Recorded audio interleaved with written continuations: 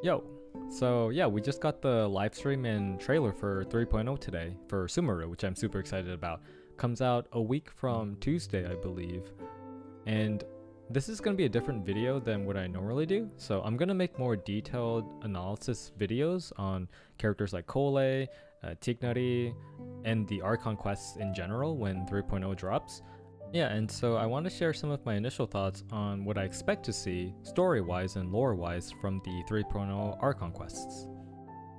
So to start, I'd like to go back to the Teyvat chapter preview that gives us a basis for Sumeru, which is essentially that there's this dichotomy between wisdom and ignorance, where we have a push for folly, right? Which is essentially ignorance, right?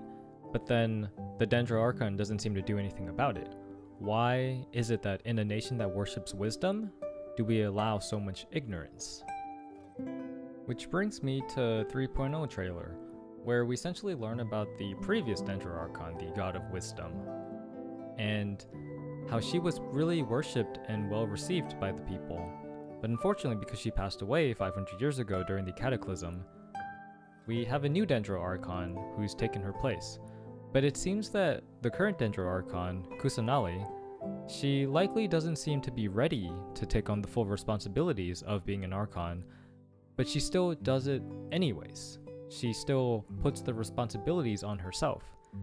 And it's likely the case that the sages of Sumeru have some negative view of this. Either that, hey, she's not ready to be doing this, or that maybe she's not worthy of being the Dendro Archon. So, like here, it seems clear to me that there are some people who still want to worship the Dendro Archon, the current Dendro Archon, Kusanali, but yet there's some ignorance, right, with maybe because she doesn't know as much as the previous Dendro Archon, and so she may not be viewed as worthy.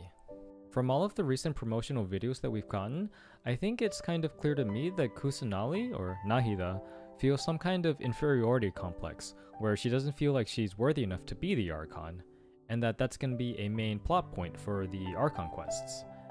It's likely because she's either the youngest, or that she just doesn't know as much as the previous Archon. But here, right, she compares herself to the previous Dendro Archon by saying that she's only the moon and pales in comparison to the sun.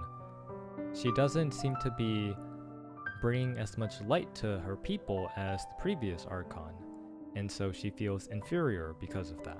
There's another theme I think Nahida will show more of to us, which is the theme of dreams. During 2.8's Golden Apple Archipelago event, the idea of dreaming was really emphasized. From each day starting off emphasizing the traveler waking up from a dream, to the projection of the featured character's dreams during the island events, and finally with Nahida reaching out to the traveler talking about dreams and how she admires seeing how the characters Kazuha, Shinyen, Fischl, and Mona all seem to grow by confronting their dreams.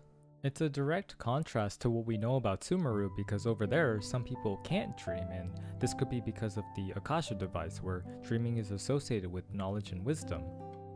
And finally, we have this theme of dreams where we have a connection between Collei and Dotori, where Collei has a dream of this Irminsul tree burning, which is pretty much a tree that is in Sumeru. So it kind of symbolizes lack of knowledge or the destruction of knowledge, and yeah, I'm excited to see how that plays into the story. Anyways, I think I'm gonna stop here because I think that was probably like my main thoughts and initial impressions. I feel like if I go into more detail, I'm gonna go off on a lot more tangents and put more analysis that I think would be better for future videos. Like, in a week or so when the new update comes out, I'll definitely be making some videos like about Tighnari, Collei, and especially the Archon quest, and how that plays out and my thoughts and analysis on there. There's a lot to be desired in Sumeru.